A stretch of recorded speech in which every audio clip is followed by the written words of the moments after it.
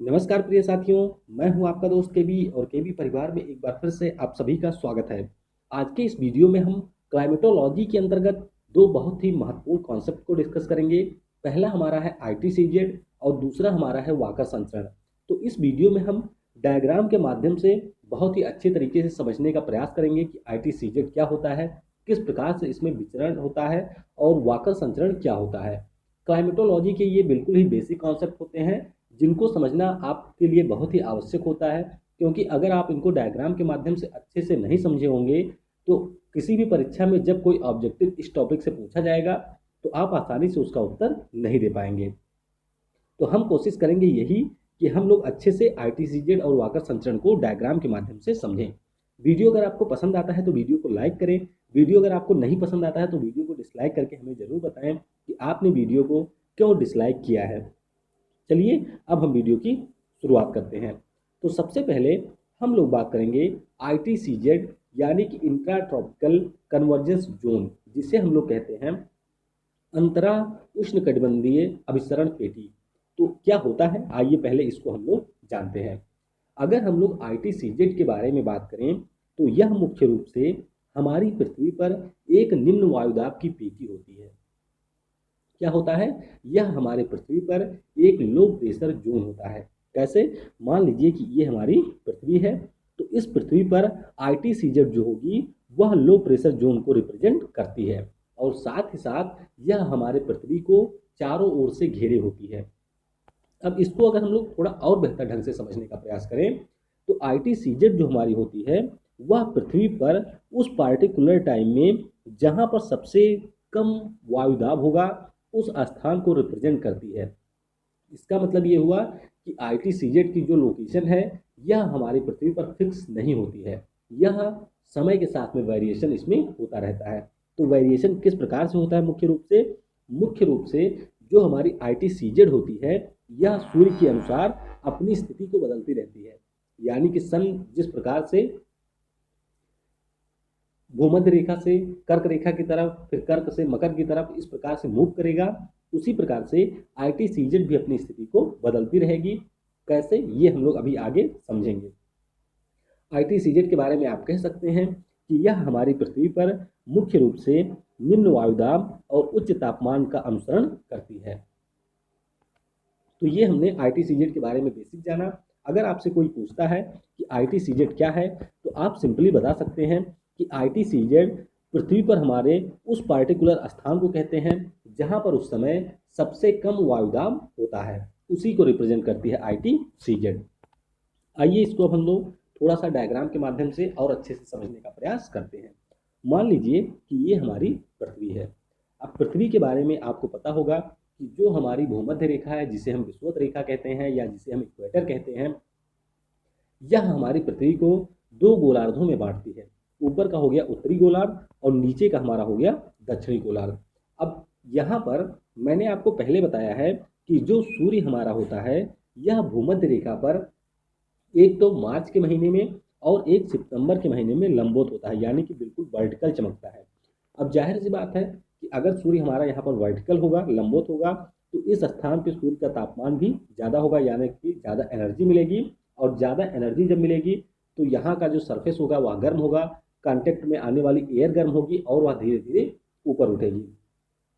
जब इस स्थान की एयर ऊपर उठती है तो नीचे होता है हमारा लो प्रेशर जोन, यानी कि निम्न वायुदाब क्षेत्र। और निम्न वायुदाब क्षेत्र का मतलब क्या हुआ कि अगर यहाँ पर निम्न वायुदाब क्षेत्र है और यहाँ पर हमारे 30-35 पर उच्च वायुदाब है तो यहाँ से हवाएं हमारे निम्न वायुदाब की ओर चलेंगी और इन्हीं हवाओं को हम लोग नाम देते हैं व्यापारिक पवन, या इसे हम ट्रेड विंड भी कहते हैं। तो ट्रेड विंड मुख्य रूप से हमारी वह हवाएं होती हैं जो 30-35 अक्षांशों से हमारे भूमध्य रेखा की ओर चलती हैं और यहीं पर आकर ये अभिसरण होता है इनका, यानी कि यहीं पर आकर के कन्वर्ज होती हैं और इसीलिए हम लोग आईटीसीजेड में अंतरा उष्णकटिबंधीय अभिसरण पेटी इसको कहते हैं। लेकिन अगर मैं आपको यहाँ पर लोकेशन बताऊं आईटीसीजेड की तो वह आपको एग्जैक्ट भूमध्य रेखा पर देखने को नहीं मिलेगी, यह इससे थोड़ी सी अलग देखने को मिलेगी। यानी कि जो आप ये ब्लू लाइन देख रहे हैं ये मुख्य रूप से हमारी रिप्रेजेंट कर रही है आईटीसीजेड को। कब, उस स्थिति में जब हमारा सूर्य लंबवत होता है भूमध्य रेखा पर। अब यहाँ पर आपके मन में सवाल यही उठेगा सबसे पहले कि अगर हमारा जो सूर्य है वह लंबवत होता है भूमध्य रेखा पर, सबसे कम वायुदाब का क्षेत्र होता है भूमध्य रेखा पर, तो ITCZ हमारा इससे इतर क्यों होता है, यानी कि इससे अलग क्यों होता है। तो इसको अभी हम लोग और आगे समझेंगे, लेकिन मैं आपको ITCZ की यहाँ पर लोकेशन दिखा दूँ उस समय जब सूर्य हमारा होता है कर्क रेखा पर। अब यहाँ पर जब सूर्य हमारा आया कर्क रेखा पर इस लोकेशन पे, तो आपको ITCZ यहाँ पर देखने को मिलेगी कुछ इस प्रकार से। तो देख रहे हैं कि इसके मार्ग में कितना विचलन हो रहा है, यानी कि यह एक स्ट्रेट लाइन को फॉलो नहीं कर रही है। उसी प्रकार से जब यह आता है हमारी मकर रेखा पर, तो मकर रेखा पर इसमें और ज़्यादा परिवर्तन आपको देखने को मिलेगा। ये देख सकते हैं मकर रेखा पर इस समय सूर्य हमारा लंबवत है, तब ITCZ कुछ इस प्रकार से आपको देखने को मिलेगा।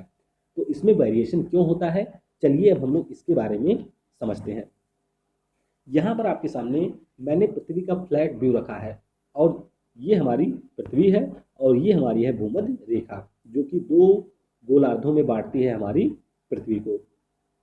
तो मैंने अभी आपको बताया कि मार्च और सितंबर में जो हमारा सूर्य होता है वह लंबवत होता है। सूर्य अगर लंबवत होगा तो यहाँ पर तापमान उच्च होगा, कांटेक्ट में आने वाली एयर गर्म होगी, और गर्म होने के बाद में ये राइज होगी। यानी कि एयर की प्रॉपर्टी होती है कि जब वह गर्म होती है तो वह फैलती है, जब वह ठंडी होती है तो वह सिकुड़ती है। तो यहाँ पर हवा जो हमारी होगी वह धीरे धीरे ऊपर उठेगी। ऊपर उठने के बाद में जब वह अपने नज़दीक के जो उसका एटमॉस्फेयर होगा उसके तापमान के बराबर पहुँचेगी, तो धीरे धीरे वह ठंडी होना प्रारंभ होगी। ठंडी होने के बाद में इसमें होगा संघनन, और संघनन के बाद में यहाँ पर होगा बादलों का निर्माण। और जाहिर सी बात है जब बादलों का निर्माण होगा तो यहाँ पे पुनः होगी वर्षा। अब यहाँ पर आपको मैं बताऊं कि जब हमारे भूमध्य रेखा पर बादल हो जाएंगे तो बादल होने से जो सूर्य की इंटेंसिटी होगी, यानी कि जो सन रेज हमारी यहाँ पर आ रही हैं उनकी मात्रा भी कम हो जाएगी। तो पहली बात, इस कारण से ITCZ हमारा यहाँ पर नहीं होता है, यानी कि उच्च तापमान यहाँ पर नहीं हो पाता है। और दूसरा कारण ये है कि जब यहाँ पर बादल होते हैं और इनसे होती है वर्षा, तो यहाँ का जो गर्म जल है उसमें कुछ ठंडा जल ये ऐड हो जाता है, जो वर्षा का जल होता है वह इसमें ऐड हो जाता है। तो इस कारण से भी तापमान यहाँ का गिर जाता है, और तापमान गिरने के कारण वायुदाब थोड़ा सा बढ़ जाता है। तो यही कारण होता है कि जब हमारा सूर्य भूमध्य रेखा पर वो एकदम वर्टिकल होता है उस समय भी ITCZ आपको एग्जैक्ट भूमध्य रेखा पर देखने को नहीं मिलती है। तो आई होप आप इसको अच्छे से समझ गए होंगे कि ITCZ क्या है, किस प्रकार से इसका निर्माण होता है और किसको यह हमारी पृथ्वी पर रिप्रेजेंट करती है। अब जैसा कि मैंने अभी आपको बताया था इसमें वेरिएशन के बारे में, तो वेरिएशन जो इसमें होता है, अब आइए उसको हम लोग समझते हैं। तो हमने भूमध्य रेखा वाले की बात की, अब हम लोग बात करेंगे जब ये होता है कर्क रेखा पर, यानी कि जब हमारा सूर्य यहाँ पर आपको देखने को मिलेगा, ये हमारी हो गई कर्क रेखा। तो उस समय आप देख सकते हैं कि ITCZ इस प्रकार से चल रही है, ये देख सकते हैं। तो इस समय जो हमारी ITCZ है यह 23.5 से ऊपर चली जाती है, 25 तक, 25 नॉर्थ तक पहुंच जाती है। अब इसके पीछे का कारण क्या होता है आइए मैं आपको बताता हूँ। मैंने आपको बताया था कि जो हमारे लैंड होते हैं, लैंड की प्रॉपर्टी होती है कि ये जल्दी गर्म होते हैं और जल्दी ठंडे होते हैं, लेकिन जो हमारा वाटर होता है ये काफ़ी देर से गर्म होता है और काफ़ी देर से ठंडा होता है। तो ITCZ के बारे में अगर मैं आपको बताऊं तो आपको पता है कि जो हमारा उत्तरी गोलार्ध है यहाँ पर लैंड सबसे ज़्यादा है, उत्तरी गोलार्ध में लैंड सबसे ज़्यादा है। तो जाहिर सी बात है कि अगर लैंड की मात्रा यहाँ पर ज़्यादा होगी तो ज़्यादा यहाँ पर जो हमारा तापमान होगा वह ज़्यादा प्राप्त होगा, और यहाँ का जो सरफेस होगा वह ज़्यादा गर्म भी होगा। इसीलिए आप देख सकते हैं कि जब हम लोग सूर्य हमारा चमक रहा है कर्क रेखा पर, और जब हम लोग हैं यहाँ पर अमेरिका के पास में, तो ITCZ बिल्कुल यहीं पास में है। क्यों? क्योंकि यहाँ पर जो हमारा सी है यानी कि सागर है उसकी मात्रा ज़्यादा है, तो यहाँ पर बहुत ज़्यादा टेम्परेचर में वेरिएशन नहीं हो पाता है, इसीलिए ITCZ हमारा यहीं पर देखने को मिलेगा।